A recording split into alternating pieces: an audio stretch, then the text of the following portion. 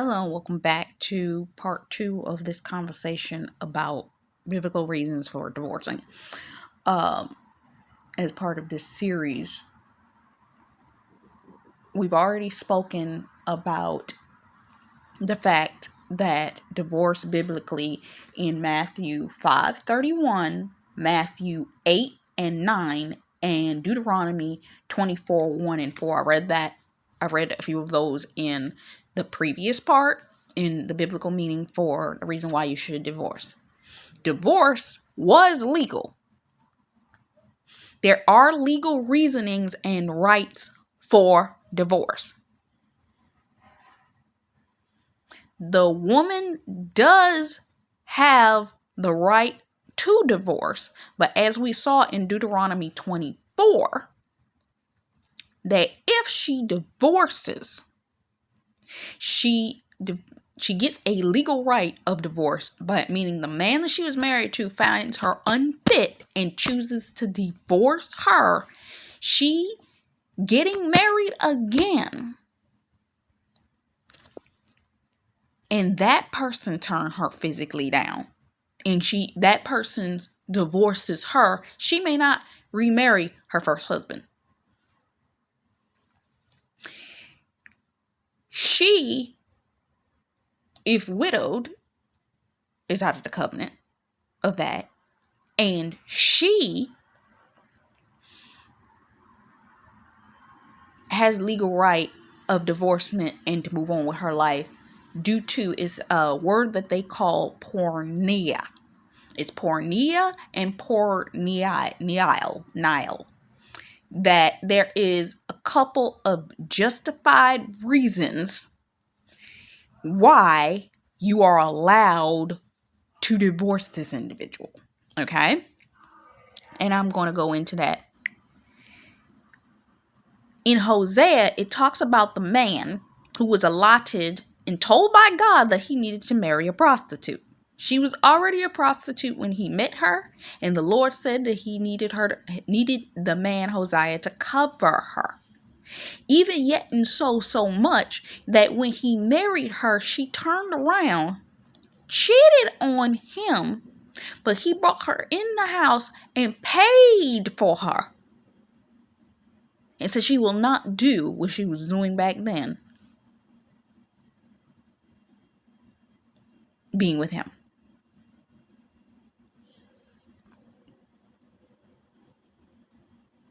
Now, if you listen to the album Love, Marriage, and Divorce, in the song I Didn't Mean to Hurt You, it talks about, Lord knows I didn't mean to hurt you. And the husband saying, I never dreamed that you would cheat on me. Even though he knew that he had been cheating on her as well. Okay. Now, porneia says that the legal right, adultery is one of the number ones. And back in that time, it almost was a form of murder. Just as gossip is. Because you are messing with a person's ability to view a relationship or view themselves within a relationship because you broke their heart. You shot darts upward into their heart in ways that no other person can hurt them. So the divorce viewpoint prior to Moses, you hear in Genesis 2 and 24 that a man leaves his mother and father's house. He and his wife become one flesh, right?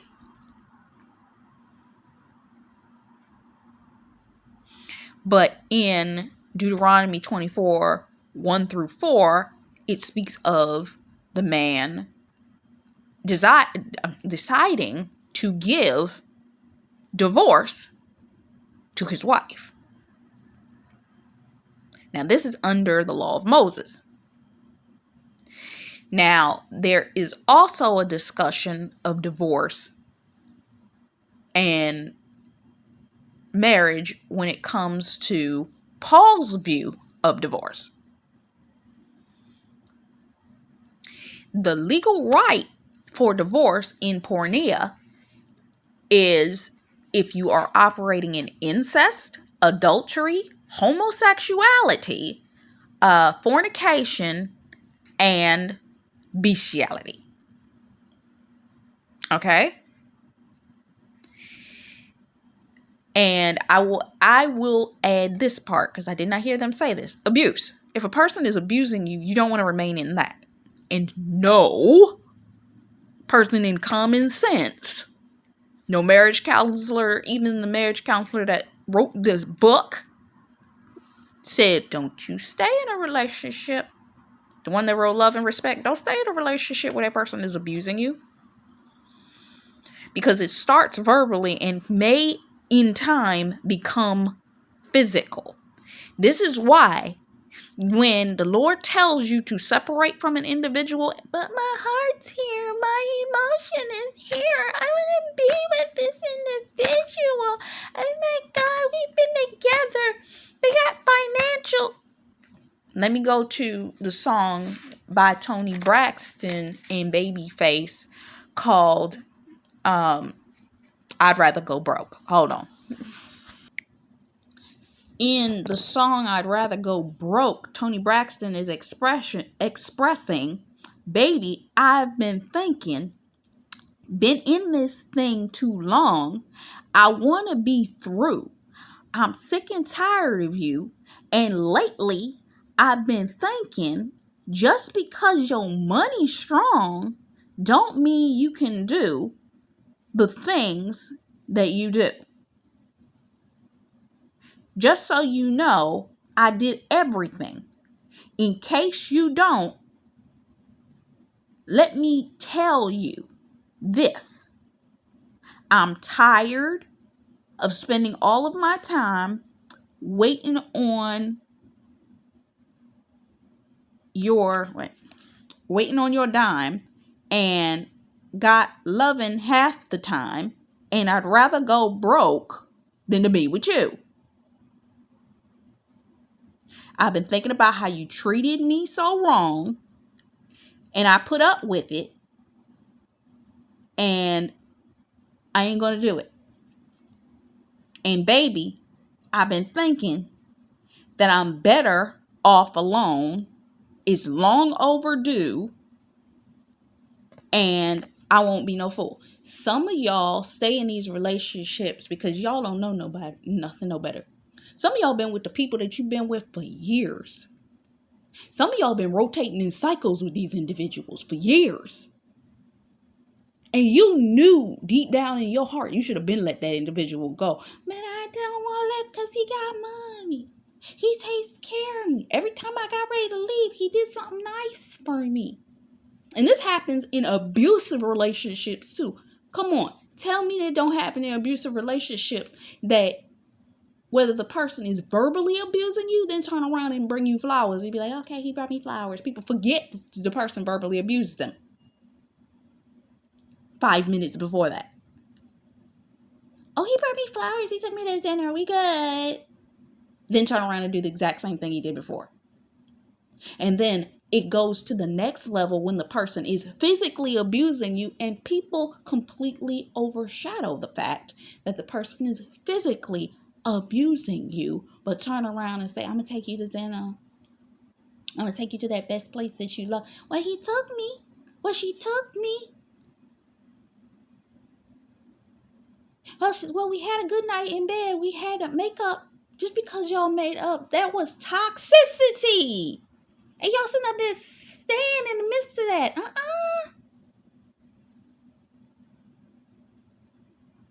There's a Ledisi song talking about we love, we fight, we turn around and we make it right. But that's toxicity. And you focus so much on the little parts that are good that you're ignoring that 75% of that relationship is horrible. horrible. You're abused. You confused. You going through. And you sitting up there defending these individuals. Now, in some cases, especially for those of y'all that are intercessors, and every time you pray for this individual, and God says, I need you to stand for them, because every time you pray for that individual, you be like, I'm done, I'm tired, I beat. And God said, I need you to stand, because every time you pray for them, notice it, and I know you notice it, they start acting out viciously against you. They may not put their hands on you, but the viciousness, because God's tapping their heart because you have been praying for this individual. Now, that doesn't mean that he won't tell you, I need you to separate from that person and while I work on them. For those of y'all that are waiting on marriages, to people that God told you, I want you to go back to that individual, but he separated you from them for a season because he needed to work on you and he needed to work on them, because while he was working on them, they are acting ridiculous. Yelling, screaming, fighting, all this kind of stuff. And he needs to prune them. Jacob, who was out fighting the angel all night long until his thigh ended up dislocated. They fighting with God. And in the beginning, when God first starts working on, yes, they're going to lash out. Yes, they're going to act a fool. And that's why God's telling you to stand. I need you to stand, because it's like when a child is getting a beating. How often when a child gets a beating, whether you're a parent or you were a child at one point, your mama wore that butt out. I remember them days when my mama wore my behind out. I didn't have to get that many of them beatings. But some of these men so prideful that behind had to get whooped by God. Stripped naked and beat. Y'all know when your parents used to do that? They beat you for your own good. They weren't being abusive, but they was going to wear that butt out to let you know you ain't going to treat me like this. And I need to teach you what you need to be taught in order for you to be a good member of society later on in life. That's what God was doing to them. And yes, what God's doing, that they going to act up. They going to lash out. And that's why God said, I need you to separate from this individual while I do this. If during that separation period, that person does finally give themselves over to God, yes. If it was ordained for y'all to stay together, he's going to tell you, go back. But if that person will not change, desires to stay in their rebellion, he may say, I need you to divorce them. Doesn't always mean that you're going to stay divorced from this individual. But if God sees that this individual is not going to change and refuses to change, the divorce may be a final thing. Okay? Hold on, I got another note I gotta pull up. Hope it doesn't kick me out. Hold on. Now, the next thing I want to point out is that, have you observed yourself to make sure that you were in the right place and heart posture towards your spouse? A man,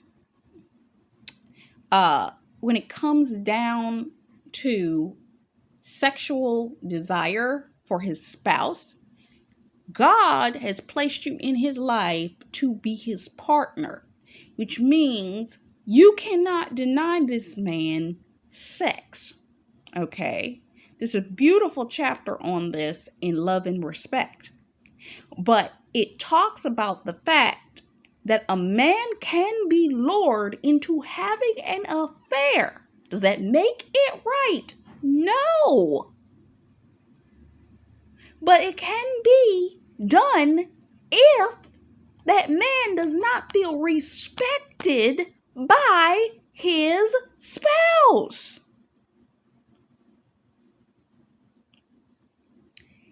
Now, y'all that have experienced counterfeit situations.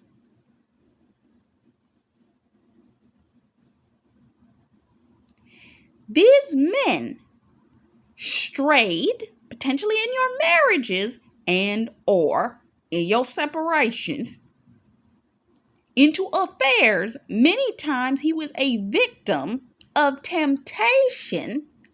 Go read Susie Orman's book, The Prayers of a The Prayers of a Praying Wife, or something like that. It's a pink cover book. I have the devotionals from that.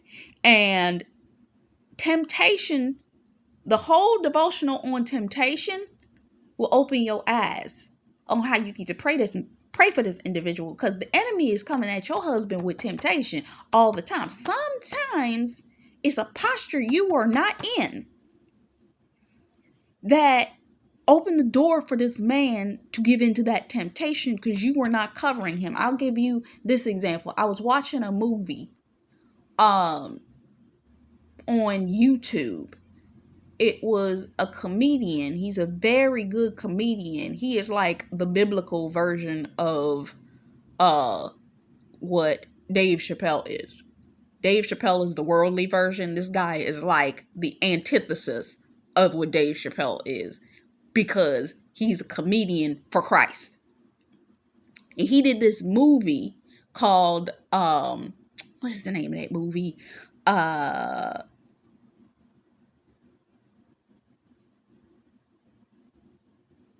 Viral Dad, something Dad.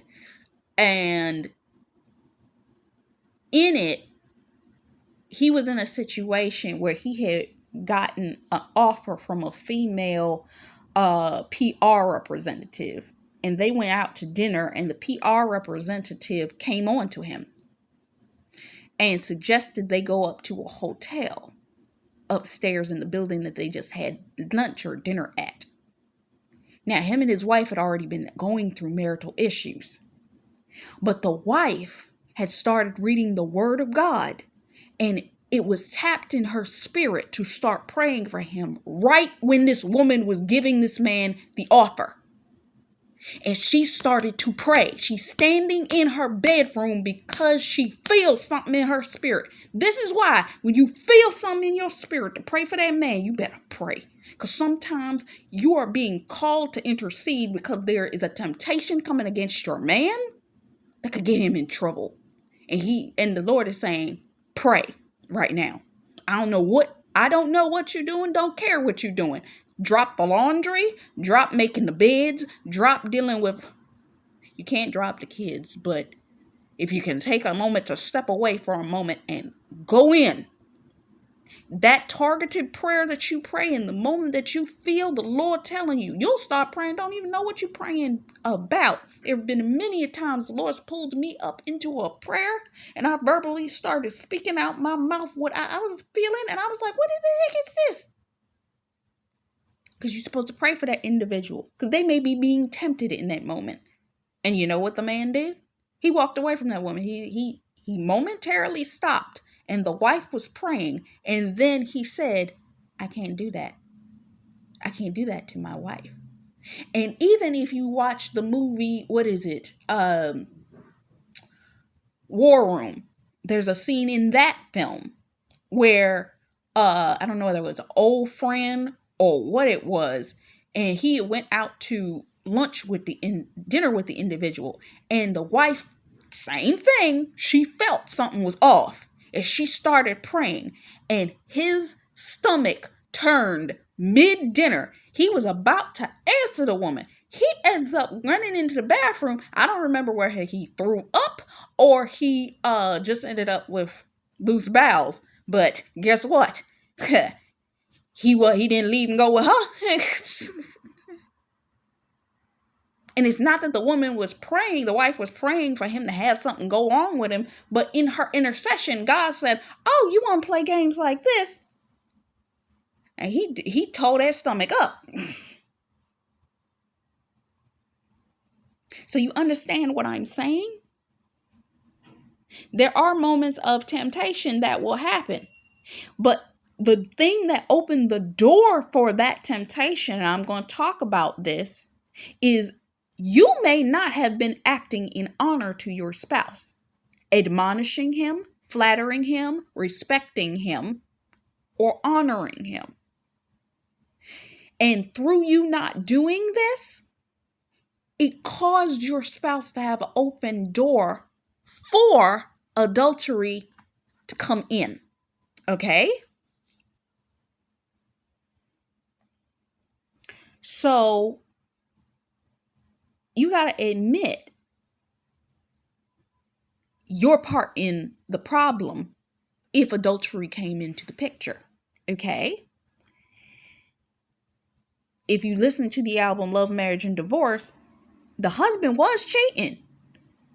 But the wife made a decision, I ain't going to keep doing this. And it almost comes off like she was the one that cheated, that led him to cheat. I couldn't really get the clarity on that. But it's the way that these women are treating the men sometimes. And it's not always our fault.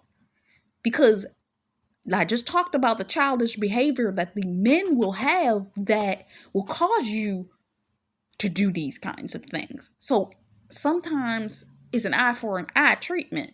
Sometimes the man is acting foolish and he thinks he's going to dominate, control, speak you, all this kind of oversight to you, and then you cheated, makes it look like you the one that did wrong. But in the case of temptation, the way that men view women externally, visually, the temptation's there 24/7, 365. I remember I was watching the movie Simply Irresistible, and the main character was talking to her buddy while he was messing with her dolls in the other room. And she's like, what do I talk to you about? Blah, blah, blah, blah, blah. And he said, well, men think about sex 24/7. And she's like, I can't talk to him about that. And he said, well, see, catch this. And he was explaining that every time a man grabs his belt, he's thinking about it. And it's like, she was sitting there saying to herself, if he thinks about sex that many times a day, that's all day. It's a subconscious, subtle thing that comes up all the time. And you got to be able to pray for them and cover them. But then there is also, let me see if I got the part in here that talks about how witchcraft can be done to a man. Hold on.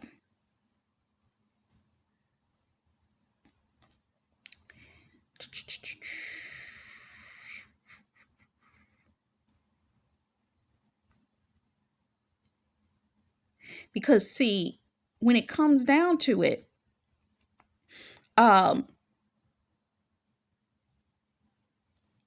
you and your relationship have an emotional need and desire respect. And when you don't get it, you will refuse to respond sexually to this man.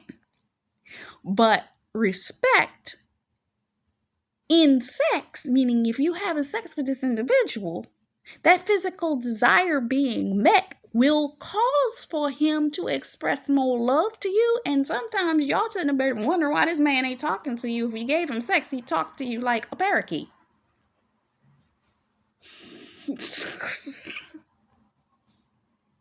But sometimes the key to getting them to talk is to sleep with them. It's the truth. And that came from a marriage counselor. But in turn to that,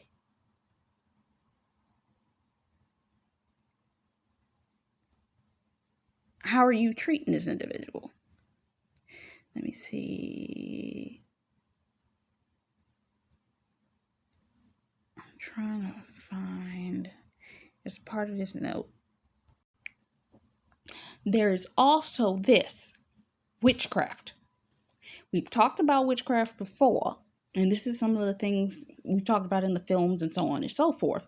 But in the witchcraft, what happens, I remember a couple years back watching a video by Anointed Fire Ministries, and she was talking about the way that the women operated back in the 60s and 70s, that they would go to soothsayers and do all kinds of stuff to do witchcraft on these men. And some of them, they were doing it to their husbands to keep them in the house because they knew that the man was running out in the street sleeping around on them. The wife was doing it. But in some cases, it was a woman that was luring the man away sexually because the woman in the household was treating him verbally abusive. And I'm getting to the verbal abuse in a minute. You want me to go there now? Because I ain't got much time. Hold on. Let me go there now.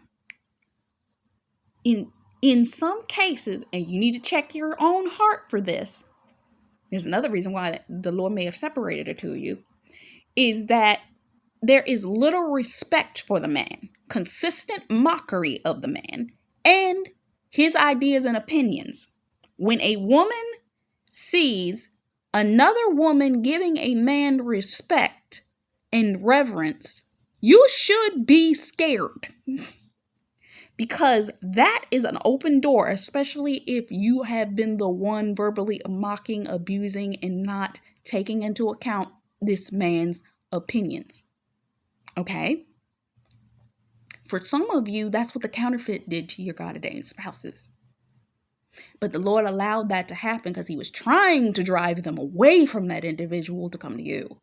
Because that inevitably was toxic to them. And he's trying to get them out of toxicity into a safe space. But he had to allow some of that to happen. But some of y'all operated with that toxicity. And you didn't even realize you were doing it. And God was saying, I need to separate you from this individual because you are hurting him.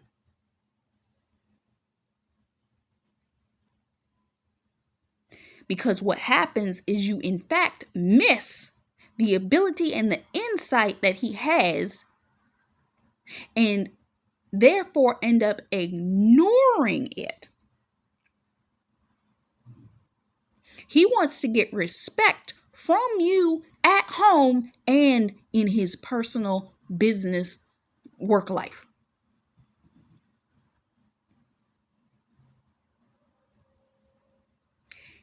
The disrespect of not allowing him to bring insight into your marriage, not allowing him to direct you in your marriage, and not operating in wisdom, allowing him to share his wisdom. This is why when a counterfeit brings flattery, admonishment, respect, and honor to this man, that's why you jumped into her bed. Okay? Because you weren't doing that. Because if you're running the house and you're raising the kids and making decisions, don't get so prideful to think that this man will walk away from you because you're doing all of the other stuff because you're angry. Where suddenly you feel disrespected and unloved and hurt in your spirit. Because all these responsibilities now have come upon you. Come on now. But on the flip side of that, like I just said, there is witchcraft that these individuals coming against your marriage sent by the devil in hell to destroy what God is trying to put together. Okay? And in that witchcraft, and for those of y'all that are called to separate from your spouse, yes, you're called to separate from them when God says so. But the person operating in witchcraft just said sometimes it's the wife that's doing the witchcraft. But there's also the seductress that will do the witchcraft. And in that witchcraft, what will happen is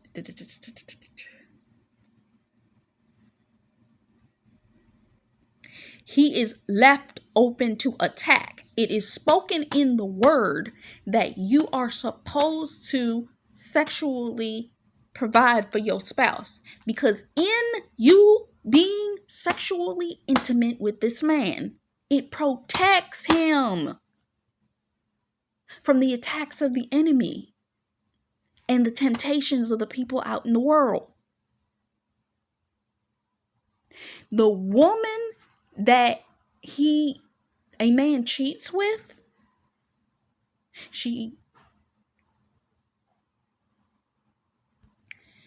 that woman, she gave him what he needed.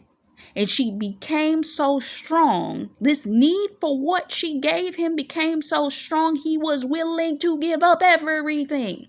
You watch the movie, The Little Mermaid, the old version. I ain't seen the new version either way.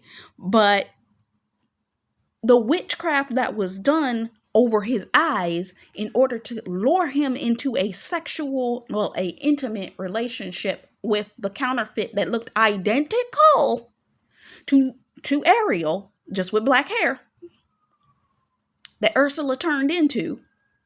The man, hear that siren? Pay attention. A man being willing to give up his marriage, his family, his business, and his reputation, and even his relationship with God, because of the fact that the individual that he is cheating with is giving him respect and admiration.